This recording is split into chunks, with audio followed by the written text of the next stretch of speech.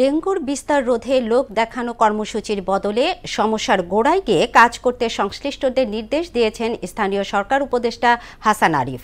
বুধবার রাজধানীর আরমানিটোলায় ডেঙ্গু বিষয়ক সতর্কতা এবং পরিচ্ছন্নতা কার্যক্রম পরিদর্শনে গিয়ে তিনি এই নির্দেশ দেন। শারীরিক অবস্থা খারাপ হওয়ার আগেই ডেঙ্গু রোগীকে চিকিৎসকের শরণাপন্ন হওয়ার আহ্বানও জানান উপদেষ্টা। এমআর আসাদের রিপোর্ট।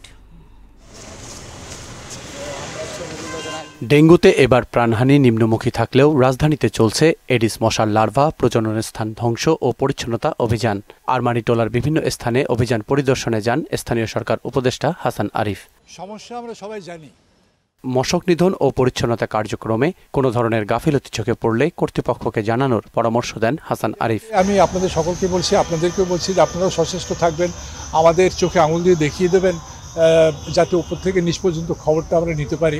ডেঙ্গু থেকে বাঁচতে গণমাধ্যমকে ভূমিকা পালনের আহ্বান জানিয়ে জনসচেতনতামূলক প্রচারের ব্যবস্থা করতে সংশ্লিষ্টদের নির্দেশ দেন উপদেষ্টা। যখনই ডেঙ্গু বাড়তে থাকে তখন আমরা লাফালাফি করি, হইচই করি, নানা রকমের কার্যকলাপ দেখাই পাবলিকের কাছে, কিন্তু যদি গোড়ার থেকে আমার পদক্ষেপগুলো নেওয়া থাকে বা আমরা প্রত্যেকেই সচেতন হয়ে তাহলে আশা করি যে এটা ওই ডেঙ্গুর প্রকোপটা, সংক্রামকটা কমবে।